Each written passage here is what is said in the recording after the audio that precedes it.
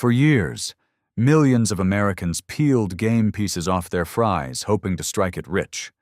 A free car, a luxury vacation, maybe even $1 million. But what if I told you the biggest prizes were never random? This is Brand versus Soul, where we uncover the hidden truths behind the world's biggest brands. Because behind every brand, there's a story. And tonight's story might be the strangest corporate scandal you've never heard of.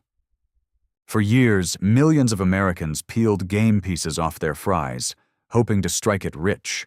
A free car, a luxury vacation, maybe even $1 million. The famous Monopoly promotion from McDonald's promised that anyone could win. All you had to do was buy your food, peel the sticker, and hope the right game piece was hiding underneath. It felt like a lottery you could play with your lunch. Families saved game pieces. Friends traded them. Some people even bought extra meals just to increase their chances. But behind the scenes, something unbelievable was happening.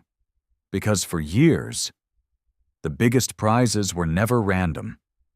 They had already been claimed, not by lucky customers, but by a secret crime ring that had figured out how to control the game. And the mastermind behind it all was the very man hired to protect it.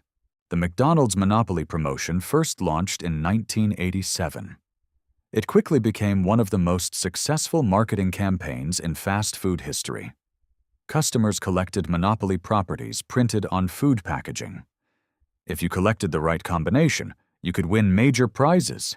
Millions of dollars were given away every year, at least. That's what people believed. Behind the scenes, a man named Jerome Jacobson had a very important job. Jacobson worked for the company responsible for producing and securing the winning Monopoly game pieces. His responsibility was simple: protect the integrity of the game. He was supposed to make sure no one could steal the winning pieces. But eventually, he realized something. If you controlled the winning pieces, you controlled the entire game. And that realization would launch one of the most bizarre fraud schemes in American corporate history. Jacobson began secretly stealing the rare winning pieces before they were distributed. The pieces that were supposed to be randomly placed on cups and fry containers. The ones that could win cars, vacations, even $1 million. Instead of placing them into circulation, he kept them. Then he began building a network of accomplices. Friends, family members, and eventually complete strangers. He would give them the winning pieces. They would claim the prize as if they had won legitimately, and once the money came in, they split it. Suddenly, people who had never set foot inside a McDonald's were becoming winners. Luxury cars, hundreds of thousands of dollars, $1 million prizes. All carefully distributed through a growing underground network. The scheme spread across multiple states, and for years, no one suspected a thing. To the public, everything looked normal. Every few months, another smiling winner would appear on television. Someone holding a giant check, someone posing with a new car, someone celebrating their life-changing prize. But behind those celebrations was a carefully orchestrated lie. Many of the winners were connected through family members, connected through friends, connected through the same small group of people. But the pattern was subtle, and it took years before anyone noticed. Eventually, the FBI received a mysterious anonymous tip. The tip claimed that the McDonald's Monopoly game was being manipulated. At first, investigators weren't sure what to believe. The promotion was massive. Millions of people played every year. How could someone possibly rig something that large? But the more investigators looked, the stranger things became. They began tracking the winners, and slowly a pattern started to emerge. Many winners seemed to know each other. Some had suspicious financial arrangements. Some had connections to the same small group of individuals. The FBI realized something shocking. This wasn't a few isolated cases. This was an organized crime operation. And the man at the center of it all was Jerome Jacobson. The FBI launched a massive investigation. The operation was given the name Operation Final Answer. Agents began recording phone calls, tracking prize claims, following money transfers.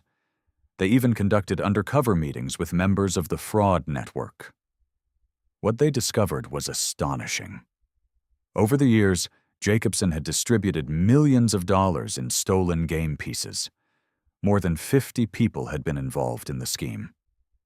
The biggest prizes in one of America's most famous promotions had been quietly controlled from the inside. Finally, in 2001, the investigation reached its conclusion. Federal agents made arrests across the country. Jerome Jacobson and dozens of accomplices were charged with fraud and conspiracy. The scheme had lasted for more than a decade. Millions of dollars in prizes had been stolen, and one of the most famous games in American fast food history had been completely compromised. McDonald's was forced to suspend the monopoly promotion while security procedures were redesigned. The company later brought the game back with new safeguards. But the story didn't end there. Years later, the bizarre scandal became the subject of a documentary series called McMillions, because the story was almost too strange to believe. A nationwide fraud operation, hidden inside a fast food game, run by the very man hired to protect it. For years, millions of people believed they had a fair chance to win. They peeled game pieces hoping for that life-changing moment. But behind the golden arches, the biggest prizes had already been decided.